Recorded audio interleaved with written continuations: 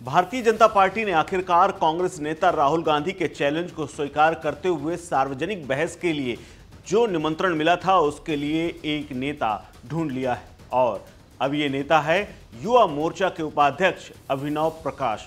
जी हां, तेजस्वी सूर्या जो कि भारतीय जनता पार्टी के युवा मोर्चा के अध्यक्ष हैं, उन्होंने अभिनव प्रकाश को नामित किया है। बीजेपी युवा मोर्चा के अध्यक्ष तेजस्वी सूर्या ने राहुल गांधी को संबोधित करते हुए बाकायदा एक लेटर लिखा, जिसमें यह लिखा कि राजनीतिक परिवार के वंशज और एक आम युवा के बीच ये बहस समृद्ध हो सकती है। आपको बता दें कि सुप्रीम कोर्ट के और हाई कोर्ट के दो पूर्व जजों मदन बी लोकुर और जस्टिस एपी शाह ने प्रधानमंत्री नरेंद्र मोदी और कांग्रेस नेता राहुल गांधी को पत्र लिखकर लोकसभा चुनाव के मुद्दों पर आमने सामने सार्वजनिक बहस का न्योता दिया था। राहुल गांधी ने बाकायदा इस पब्लिक डिबेट का निमंत्रण स्वीकार किया था और यह कहा था कि वो प्रधानमंत्री से बहस के लिए तैयार है। हालांकि उन्होंने ये भी कहा था कि मुझे उम्मीद है कि प्रधानमंत्री के पास ये बात पहुंचेगी, लेकिन मैं तो तैयार हूं। लेकिन क्या प्रधानमंत्री तैयार होंगे, इसमें मुझे थोड़ा शंका है।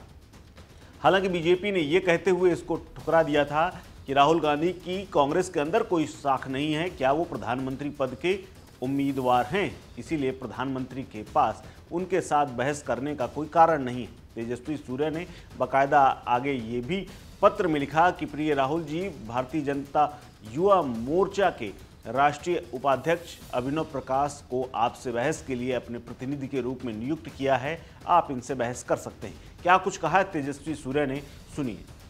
राहुल गांधी जी नरेंद्र मोदी जी के साथ डिबेट करना चाहते हैं। अच्छे घर मिले, पक्के घर मिले, पर डिबेट हमेशा मोदी की गारंटी एक स्तर के लोगों के साथ होते हैं या एक पद के ऑफिशियल उम्मीदवारों के पीछे होते हैं। सभी के बच्चों की इस केस में मोदी जी तो प्रधानमंत्री है ही और एनडीए के प्रधानमंत्री उम्मीदवार भी है। सुरक्षा ये है मोदी की गारंटी। बट कांग्रेस पार्टी के नेता राहुल गांधी वो न इंडी गठबंधन के पीएम उम्मीदवार है, न भारतीय कांग्रेस पार्टी के उम्मीदवार है प्रधानमंत्री के। तो इन दोनों के बीच में डिबेट होना असंभव है। राहुल गांधी जी सबसे पहले अपने आप को कम से कम कांग्रेस पार्टी के पीएम कैंडिडेट के रूप में घोषित करना जरूरी है। उसके बाद मोदी जी के साथ वो डिबेट कर सकते हैं। तत्काल तक वो युवा मोर्चा के अपने वरिष्ठ कार्यकर्ता अभिनव प्रकाश जी को हम डेप्यूट किए हैं, जो उत्तर प्रदेश से आते हैं, दलित समाज से आते हैं और कमल के फूल के विद्वान हैं, उनके साथ राहुल गांधी जी डिबेट कर सकते हैं। अभिनव प्रकाश जी का नाम हमने दिए है। वहीं डिबेट के लिए नॉमिनेट होने के बाद अभिनव प्रकाश ने कहा कि मुझे नामित करने के लिए तेजस्वी सूर्या का धन्यवाद। मैं उम्मीद करता हूं कि राहुल गांधी मुझसे डिबेट के लिए सहमत होंगे।